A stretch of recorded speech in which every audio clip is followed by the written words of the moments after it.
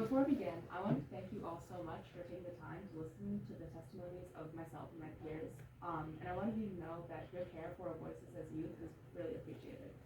My name is Abby Lee, and I'm a 17-year-old junior at Mosesback High School in Providence, Rhode Island. I'm a youth leader for the Alliance of Rhode Island Southeast Asians, and I'm also a youth research fellow for the Rhode Island Civic Learning Coalition. As a member of this coalition, which seeks to ensure that all Rhode Islanders, including young people and those most marginalized from our democratic systems, have equitable access to high-quality civic learning opportunities, I find the proposed regulations vis-a-vis civic education inspiring yet still incomplete. To remedy this deficiency, the RICLC has proposed 5 amendments. 1, that at least a half-credit course in civics is required. 2, that civics proficiency is clearly defined. 3, that all students are required to complete a student-led civics project. 4, that a performance-based diploma assessment for civics is required.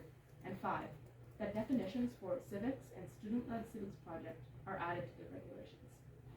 Unfortunately, my time is limited and does not allow me to go into detail on each amendment, but they are posted clearly on the RICLC website, and I believe that you were also emailed a copy. As a student, I have attended 14 years of school in the state of Rhode Island. Now, in my junior year of high school, I can confidently say that I had little idea of what the word civics even meant until last year when I first got involved with RISE and RICLC. There's a glaring deficiency when it comes to civic education in Rhode Island and the U.S. According to the Center for American Progress, since 1998, overall test scores on the National Assessment of Educational Progress, aka NAEP, civics exam has persistently shown that less than 25% of students are proficient in the subject. This same exam also highlighted major gaps between the scores of Black and Latinx students and those of their white peers, as well as between identifiers such as English language learner status, income, and disability status. It is obvious that a change needs to be made to the state of civic education nationwide, and that begins with us within our own state of Rhode Island.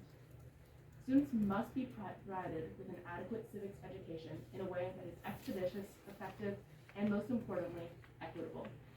While I am glad to see civics included in the secondary regulations, it is not enough to leave the requirement where it is. With its broad, sweeping language, the regulations fail to ensure that civics education is properly implemented in Rhode Island curriculums, and also flagrantly disregards previous guidelines set out under the 2021 Rhode Island Civic Literacy Act. As a student, I plead that you prioritize civics in our schools for my future and the future of high school students all across the state. Thank you so much for your time, and if you feel encouraged, I would love to invite you to sign our petition at ricivics.org/petition.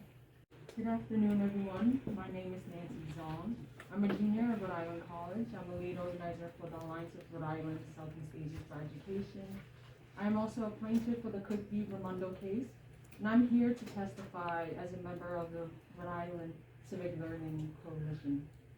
Throughout my academic years in Providence Public School District, I never learned about the importance of being civically engaged and how it impacts my community.